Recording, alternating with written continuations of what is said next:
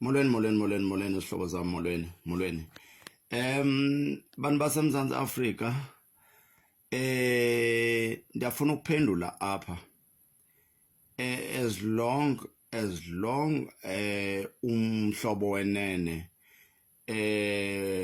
o under u-SABC zisekhona izinto ekumele zilungisiwe. Ndiyafuna ke into yokuba sibaphendule aba bantu bacinga into yokuba xa sikhalaza sigxeka. Ndifuna bayazi into yoba sinelungelo lokuba sikhalaze xa kukhona izinto esizibonayo zingahambi kakuhle. Futhi kunjalo nje oku abantu abanendlebe baza kusimamela. Khumbulani isiteshi umhlobo wenene i-radio stations yethu e-Eastern Cape. Now ekumele sikhalazele ngayo. Ndiyafuna ke ukukhumbuza abantu abathi kutheni mhlambi ungena uthi xa ukhalaza uhambe uye kwiofisi zomhlobo wenene okanye ofisi zika SABC. Ndiyabona batsho njalo abantu. Balibale into yokuba sikumaza omoya. I-radio yethu siyimamela ngamaza omoya. Ekugqibeleni sisebenzisa i-social networks ukuvakalisa oko kungasixolisanga.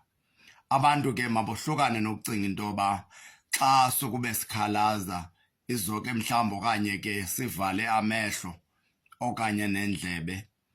Sikhona kule radio station ukuyimamela umhlobo wenene. Sikhona kule radio station ukuqinisekisa into yoba umhlobo wenene wenza ncakasane into efunwa ngabantu. We know very well into yokuba asoze abantu bathande into efanayo. Siza kohlukana ngembono, kodwa makungabikho bantu abacinga into yoba xa sikhalaza mhlawumbi asiyazi lento siyithethayo.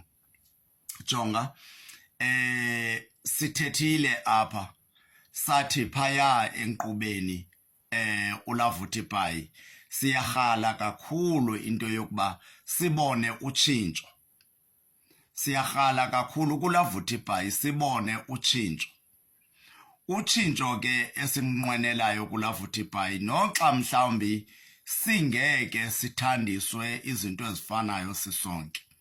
Kodwa sithi uba ngaba le nkqubo kaLavuthi Bhayi inkqubo yesintu sakuthi, yiloo nto kudlalwa iingoma zesintu zikaMaskandi noba zinjani na.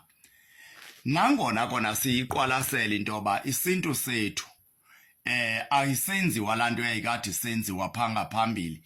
Kuvakashelwa iindawo ezithile, uve neentsizwa zaloo ndawo, uve nohlobo labantu baloo ndawo ngokweengingqi ngeengingqi.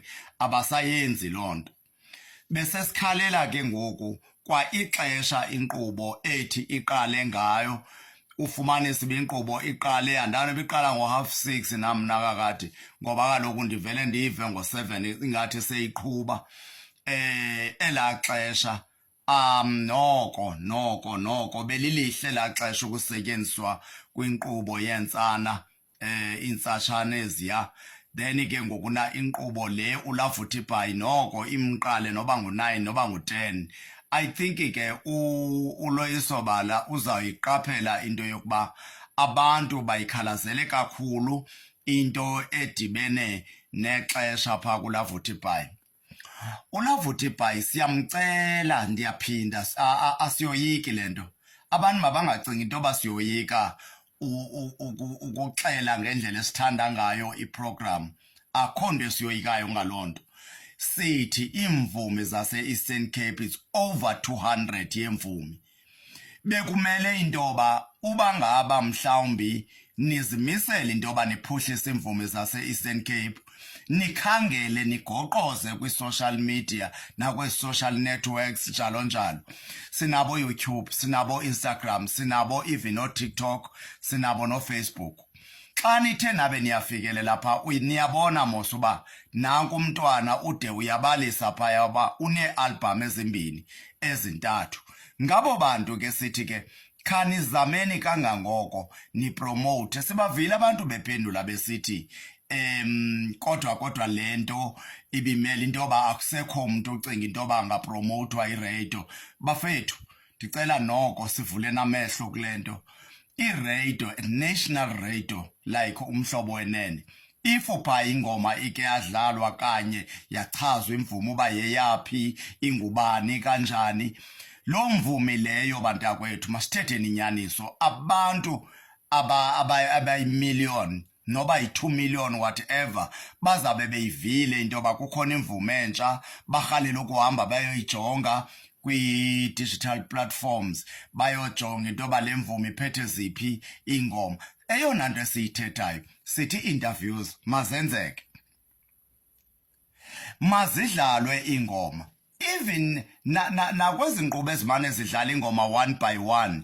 I think thina inokusonwabisa into yoba nizidlale ezi mvumi zase-KZN, kodwa niyazi into yoba njengoba isitishi sesase-Eastern Cape kumele nipromote iimvumi zase-Eastern Cape.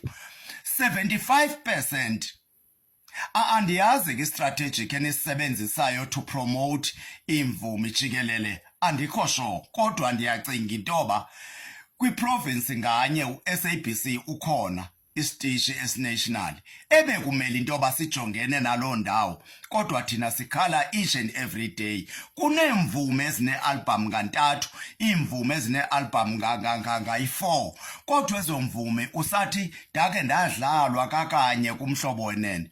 Wenzani umhlobo wenene bantakwethu? Ngicela nje ke sincedisane kubantu abanako ukundibeka nje ezingqondweni. Wenzani umhlobo wenene to promote imvumi zakuthi kula program ethi Lavuthipayi? Sithi masiyiphinde lento.